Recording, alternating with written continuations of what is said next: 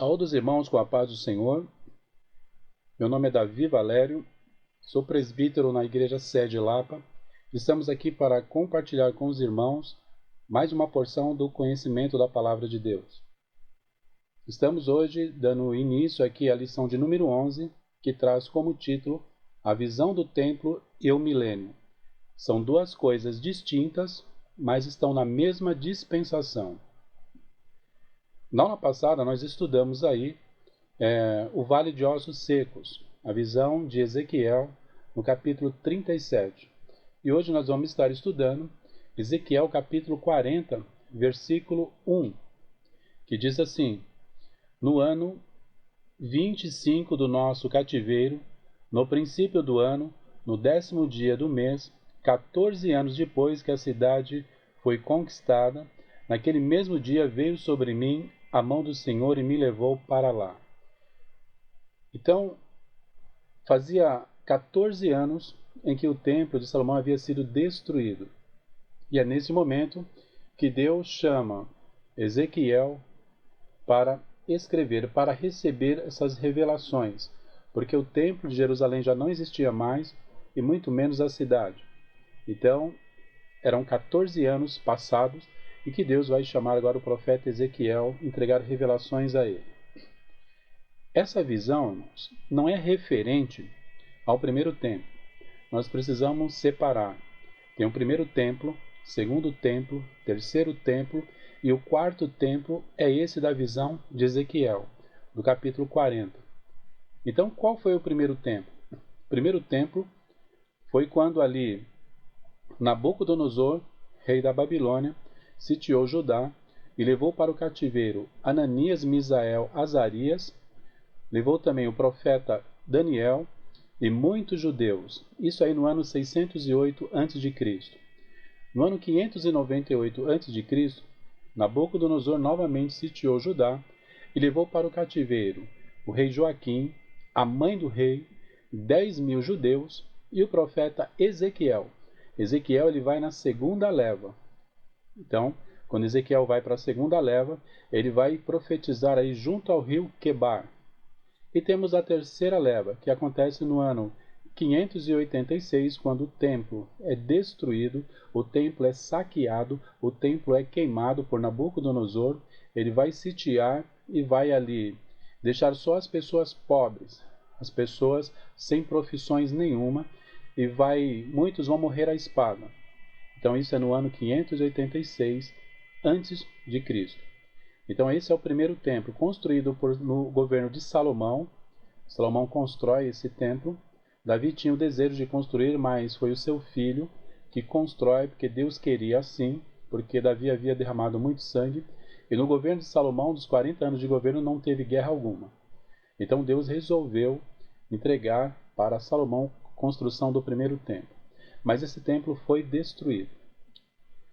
Passado algum tempo, esse templo vai ser reconstruído. Porque nós sabemos, lá no livro do profeta Isaías, no capítulo 45, versículo 1, Deus chama Ciro. Ciro, meu ungido Ciro.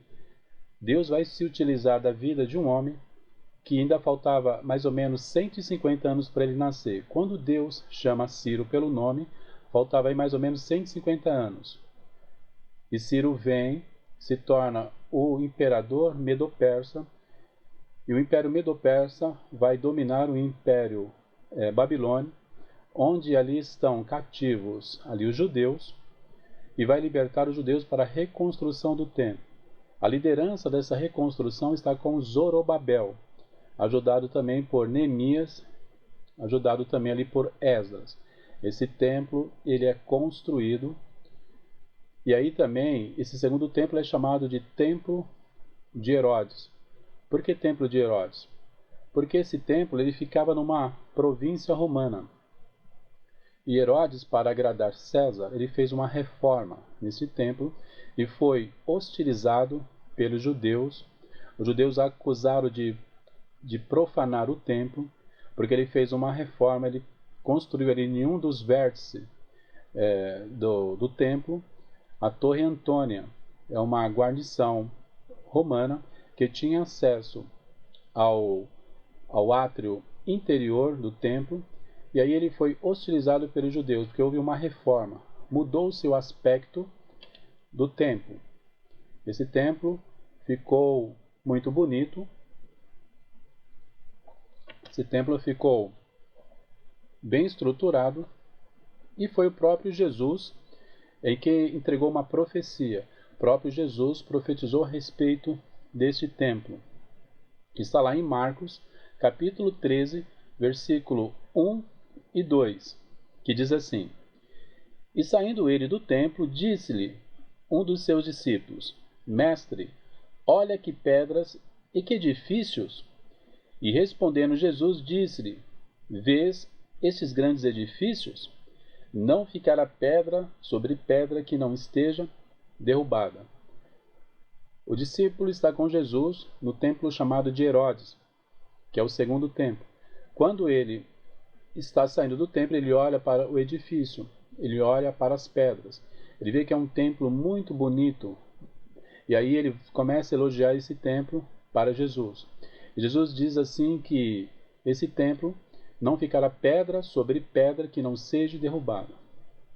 Depois que Jesus profetizou, 37 anos após a profecia de Jesus, esse templo foi destruído pelo general romano Tito.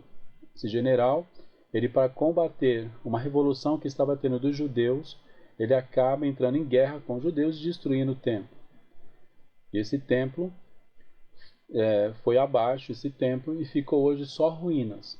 Atualmente é onde está o Muro das Lamentações ali. A única parte original do templo, que é o segundo templo. E ali tem um grande problema porque existe a Mesquita de Al-Aqsa e a Mesquita de Omar, dentro do espaço geográfico do templo, que era o Templo de Salomão. Então foi construída essas mesquitas muçulmanas, e ali para ter uma autorização para erguer o templo, está muito dificultoso. Então, esse templo é o segundo templo.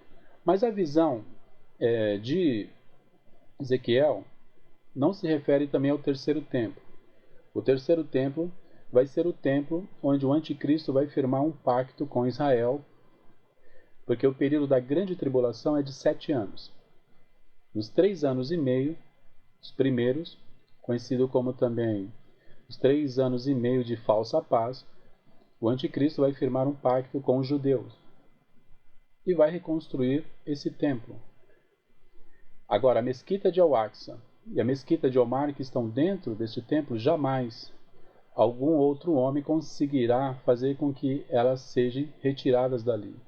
Mas nós sabemos que o anticristo é o único homem que vai conseguir fazer isso, porque ele tem o dom da oratória, a arte de falar bem, o dom da retórica, a arte de convencer as pessoas pelas palavras, e esse dom que ele tem é o dom de convencimento realmente. As pessoas vão ficar hipnotizadas pelo aquilo que ele vai falar, e aí vai convencer toda a comunidade árabe, e eles vão aceitar tirar as mesquitas dali para a reconstrução do templo. Então o anticristo vai entrar nesse templo, vai querer ser adorado pelos judeus, e aí quando os judeus não vão querer adorá-lo, porque eles só adoram a Deus. E aí começa a perseguição contra os judeus, muitas nações vão se unir ao anticristo, e aí vai começar uma guerra contra Israel, mas aí esse templo vai ser destruído porque vai surgir a parousia. A parousia de Jesus. O que é isso, irmãos? A parousia significa a vinda de Jesus Cristo em glória para instalar o juízo final. Jesus vem, vai pisar no Monte das Oliveiras, e ao pisar no Monte das Oliveiras haverá uma fenda nesta terra. Toda a parte geográfica vai mudar, a parte geológica, a parte morfológica urbana vai ser modificada, porque o Deus Todo-Poderoso está pisando no Monte das Oliveiras. E aí, com o terremoto que vai acontecer, devido a essa grande presença de Jesus ali, esse templo vai ser destruído, que é o terceiro templo.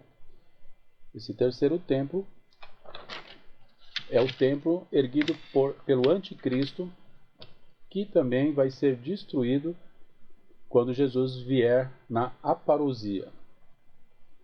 Sabemos que os judeus eles já têm um projeto para erguer esse terceiro templo.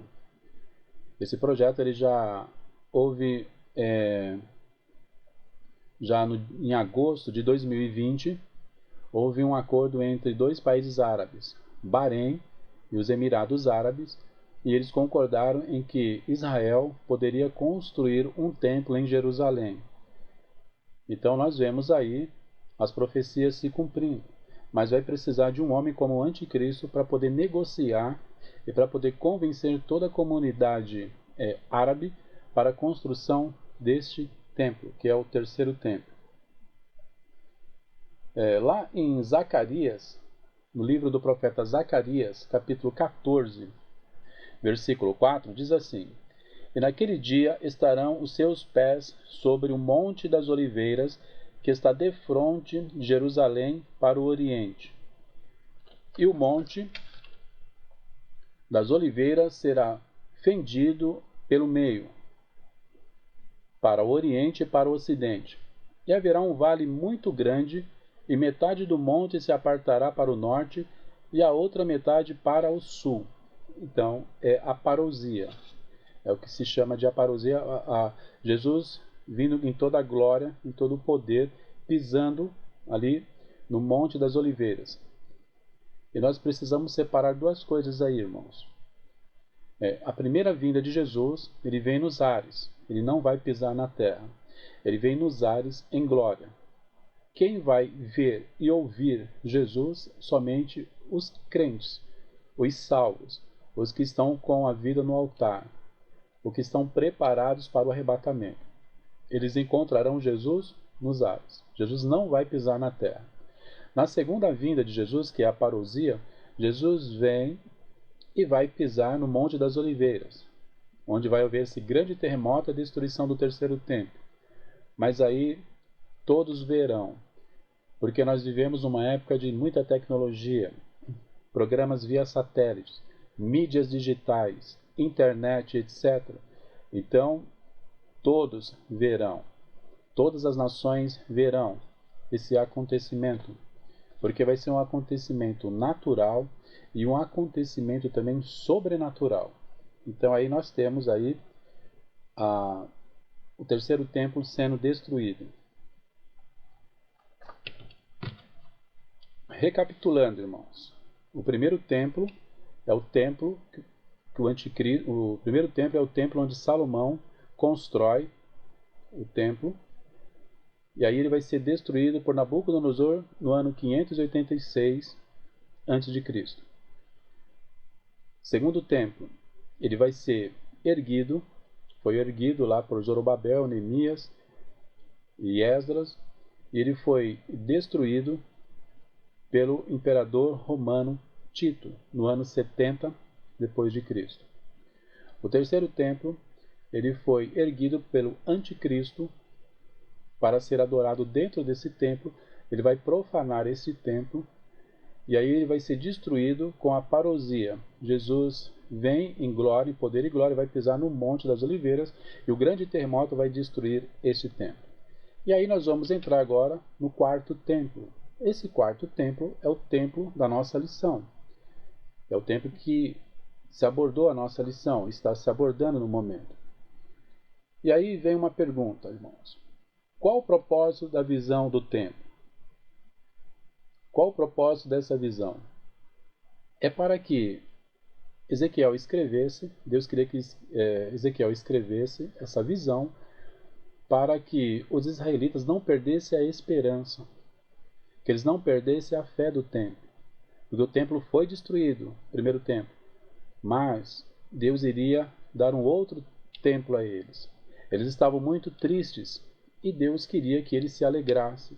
Isso era uma esperança para eles, para que eles pudessem ter novamente o templo, que eles tanto gostavam desse templo, e que foi destruído há 14 anos atrás por Nabucodonosor. Então, nessa dispensação, nós estamos vendo nessa época que Ezequiel está escrevendo sobre este templo, sobre a visão que ele tem desse templo, que acontece no milênio. E outra pergunta, irmãos. Por que se construir o quarto templo? Por que a necessidade de construir o quarto templo? Porque Israel e as nações vizinhas precisarão de um lugar geográfico para adorar a Deus. Eles precisam de um lugar para cultuar a Deus. Então há necessidade da construção de um templo. E esse templo é construído no milênio. Lá em Zacarias, capítulo 14, versículo 16, diz a palavra de Deus assim: E acontecerá que todos os que restarem em todas as nações que vierem contra Jerusalém subirão de ano em ano para adorar o Rei, o Senhor dos Exércitos, e para celebrar a festa dos tabernáculos. Então, um grande acontecimento. Todos os que restarem em todas as nações que vierem contra Jerusalém subirão de ano em ano para adorar o Rei. Então as nações, Israel, irão adorar o Rei. Será a casa, o templo, para que eles possam adorar o Rei. Isso é o propósito de se construir esse templo. Então eles precisam de um lugar geográfico para adorar a Deus, as nações e também Israel. E aí nós falamos sobre o templo e vamos ter um momento aqui para falar agora sobre o milênio. O que é o milênio? Milênio nós entendemos que é no sentido literal, são 1000 anos. Como a grande tribulação são 7 anos, é dividido em 3 anos e meio e 3 anos e meio, acredito que também o milênio será na forma literal, 1000 anos contados. É um período escatológico onde Jesus estará reinando na terra. E Jerusalém será uma potência mundial. Então, no período do milênio, Israel será uma potência mundial. Eles serão o sacerdócio santo. Eles serão a nação eleita, o sacerdócio santo. Aquilo que Deus queria com eles lá no Antigo Testamento e eles rejeitaram, agora no milênio vai se concretizar. As pessoas que viverem aqui serão vegetarianos. Todas as pessoas que viverem nesse período, porque no período do milênio, nesse período de 1000 anos, o instinto de ferocidade dos animais não existirão mais. As guerras não existirão, as doenças não existirão. Será 1000 anos de muita bênção. Lá em Isaías capítulo 11, versículos 6 a 9, a Bíblia vai falar a respeito desses animais que terão ali o instinto de ferocidade que desaparecerá deles, e a harmonia estará pronta, a harmonia estará feita nesse período do milênio. Não haverá guerras, não haverá doenças. Então vai ser 1000 anos de bênção. Por isso é chamado período do milênio. Em Gênesis 3,17, nós vemos lá que a palavra de Deus nos diz: E Adão disse: Porquanto deste ouvido à voz de tua mulher, e comeste da árvore de que te ordenei, dizendo: Não comerás dela, maldita é a terra por causa de ti. Com dor comerás dela todos os dias da sua vida.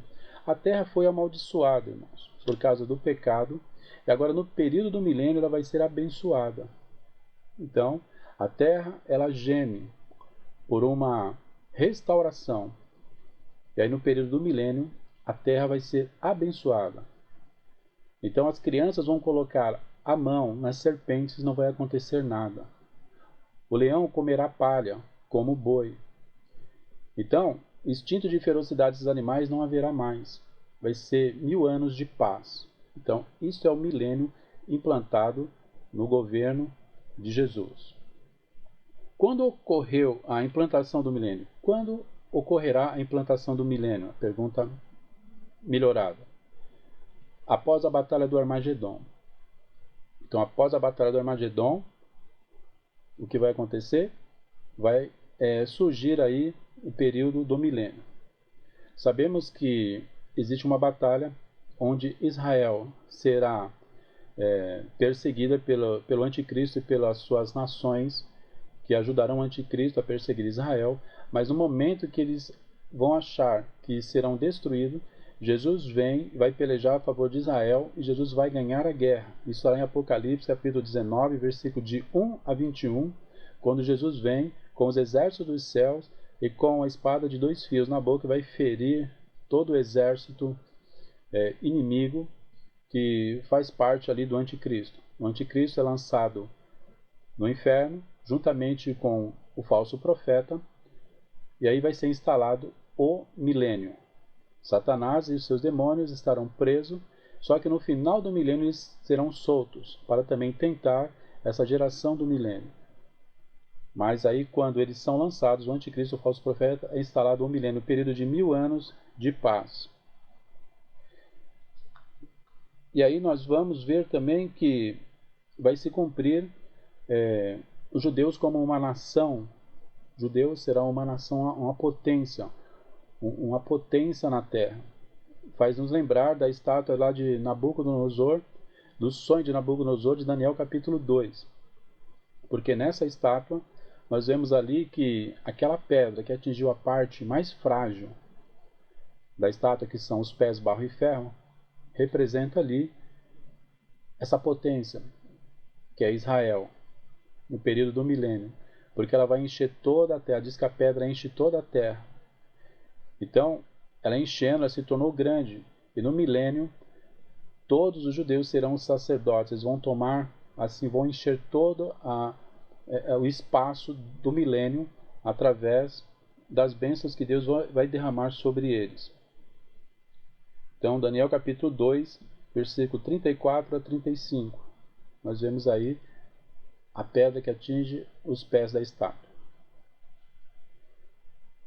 Deus revelou o templo da restauração para Ezequiel. Deus também revelou a igreja glorificada para o apóstolo João. Olha que coisa interessante, irmãos. Deus revela a Ezequiel o templo restaurado no milênio. Mas Deus também revela ao apóstolo João a igreja glorificada, a igreja que vai aos céus, que vai entrar na grande Jerusalém, que vai ser salva. Então Deus tem um compromisso com a igreja e Deus tem um compromisso também com Israel. Mas quando todos estiverem no céu, na glória, não vai existir mais igreja e não vai existir mais israelita. Vai ser um povo único, um povo que adora a Deus, um povo que serve a Deus, um povo comprado com o sangue de Jesus Cristo, para todos sempre. Glória a Deus. Nesse novo templo, haverá sacrifícios, irmãos? Jesus veio abolir os sacrifícios e agora no milênio vamos voltar a ter sacrifícios? Porque Ezequiel viu ali o altar do sacrifício. Veja que coisa interessante. Então, o sangue de Jesus que foi derramado na cruz, ele purificou, ele aboliu todo o pecado. E nessa dispensação não haverá pecado, mas haverá ali o sacrifício de animais. Então, fica uma pergunta aí. O sacrifício de animais existirão na íntegra? Se existirão, por que haverá pecado? Porque no Antigo Testamento os animais eram sacrificados para cobrir os pecados. Mas quando Jesus veio e morreu na cruz, Jesus eliminou o pecado na íntegra. O que nós entendemos aí, irmãos, é que esses animais existirão, os sacrifícios existirão, mas como memória, para relembrar o sacrifício de Jesus, como também acontece na ceia do Senhor. Nós participamos da ceia com o pão e com o vinho, e participando, nós estamos relembrando a ressurreição de Jesus, o sacrifício e a ressurreição de Jesus, como também esses animais serão sacrificados ali pelos sacerdotes, mas só como um meio de relembrar o sacrifício de Jesus lá na cruz. Não haverá realmente sacrifício por pecados, porque não haverá pecado no milênio. No capítulo 40 de Ezequiel, 40, versículo 1, que nós já lemos, esse capítulo diz lá que no 10º dia do primeiro mês era o dia em que os israelitas separavam o cordeiro para a Páscoa. Então, no 10º dia eles separavam o cordeiro, no 14º esse cordeiro era consumido. Deus chama o profeta Ezequiel exatamente neste dia, que era o dia para separar os cordeiros para o sacrifício, para a Páscoa. E Deus, nesse dia, Deus chama Ezequiel para mostrar para os israelitas que eles serão sacerdotes, uma nação sacerdotal. Então, nesse dia, nós vemos que foi o dia marcado para a revelação para Ezequiel, para que esses israelitas possam se tornar sacerdotes. E aí uma característica do quarto templo, ou do templo do milênio. Temos aqui algumas características. A exemplo dos outros templos, ele possui 3 partes. Como já falamos aqui, irmãos, do primeiro templo, lá que foi destruído por Nabucodonosor, do segundo templo, ali que foi destruído pelo general Tito no ano 70 depois de Cristo, como o terceiro templo que foi destruído ali pelo terremoto da parousia de Jesus, esse terremoto que abalou todos os alicerces e modificou toda aquela região, e o templo foi destruído. Ele também tem 3 partes. Esse templo de Ezequiel, que é o quarto templo, ele tem o átrio externo, ele tem o santuário e o lugar santo dos santos. O átrio externo é o pátio descoberto. O santuário é a parte coberta. E temos o lugar santo dos santos, onde ficava ali a arca do concerto. Então, a divisão do templo de Ezequiel e a divisão dos outros templos são iguais.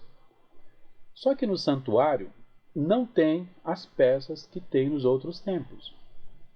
No santuário não tem o altar do incenso, não tem a mesa dos pães da proposição, não tem o candelabro de ouro e também não tem a arca da aliança. Então são peças que não tem nesse templo do milênio, que nos outros templos tinham. Por que será que não tem, irmãos?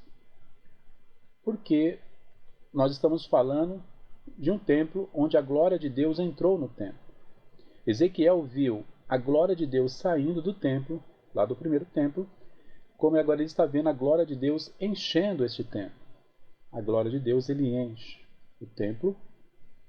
E se ele encher o templo, ele vai ali se mostrar como Deus Todo-Poderoso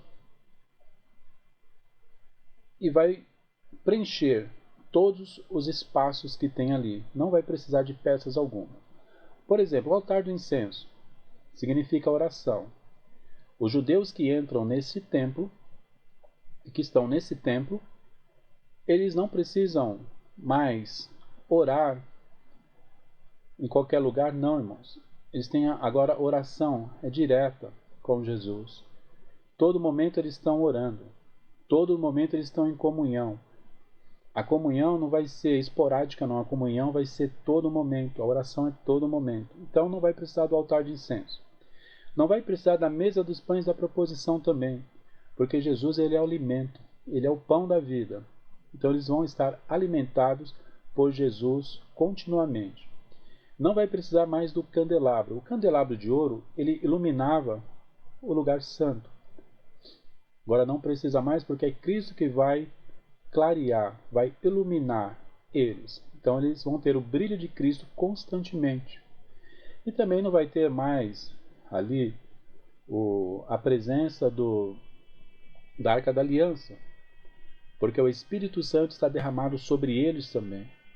Então essas peças não são mais necessárias, porque a glória de Deus entrou nesse templo. Interessante que ali Zadok é o sacerdote, o responsável por fazer esses sacrifícios. Zadok foi quem ungiu Salomão na época de Davi. Então Deus tem uma promessa dos descendentes de Zadok de eles estar neste templo como sacerdotes. E Deus vai levantar ali os descendentes de Zadok também para este templo. Os irmãos veem que esse quarto templo é um templo maravilhoso. É um templo cheio de glória. A presença de Deus está nesse templo. Tudo isso é glorioso, irmãos. Tudo isso é maravilhoso se falar e se pensar.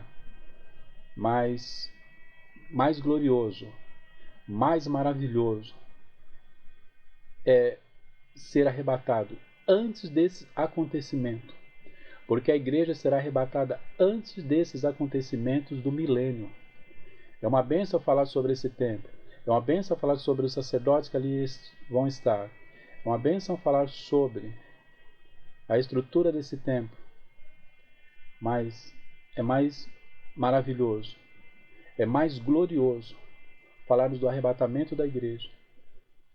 Porque a igreja irá ser arrebatada antes desses acontecimentos do milênio. Enquanto a igreja estará na glória com Cristo, aqui vai estar acontecendo o milênio, vai estar acontecendo as manifestações de Deus nesse tempo. Então, a igreja tem que estar preparada para hoje, para um dia morar com Cristo na glória. Então Deus tem uma promessa com a igreja, o arrebatamento. Nós não sabemos quando é, mas sabemos que está próximo. E Deus tem um propósito também com Israel. Lá na batalha do Armagedon, eles vão se converter. Eles vão reconhecer Jesus como Messias, como Deus Todo-Poderoso. E eles vão participar do milênio, vão participar do templo, vai oferecer ali sacrifícios no templo. Não só os judeus, mas todas as nações. Mas um dia, todos, tanto os judeus, quanto os israelitas, quanto a igreja, os cristãos de todas as línguas, povos, nações e tribos, serão um povo só, um povo que adora a Deus, um povo que vai estar com Deus para todo sempre, guardados e glorificando a Deus todo momento. Então, igreja e o povo israelita se tornar um só, pelo sangue de Jesus que foi derramado lá na cruz.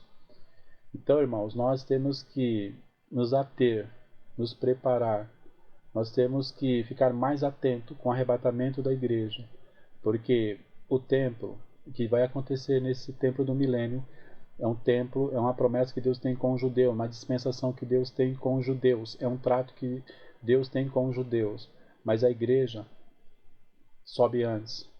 A igreja desaparece antes deste mundo, ela é arrebatada deste mundo, porque aquilo que Paulo viu lá na glória, que ele diz, aquilo que o olho não viu, o que o ouvido não ouviu e que não subiu ao coração do homem, é que Deus tem preparado para os seus. Então, irmãos, nos preparemos e nos guardemos deste mundo para podermos um dia adentrarmos as mansões celestiais com Cristo. Amém? Quero agradecer a oportunidade de poder compartilhar com os irmãos um pouco do conhecimento dos estudos que nós aqui preparamos e que nós possamos estar preparados para a vinda de Jesus a qualquer momento. Quero agradecer também pastor Renato, pastor Ferreira também, superintendente da Escola Bíblica Dominical, para nos dar essa oportunidade de falarmos a respeito de um assunto tão importante, um assunto tão glorioso como este. Quero agradecer a todos os irmãos também, e que os irmãos fiquem com Deus, e até a próxima, irmãos. Deus venha abençoar a todos, em nome de Jesus. Amém.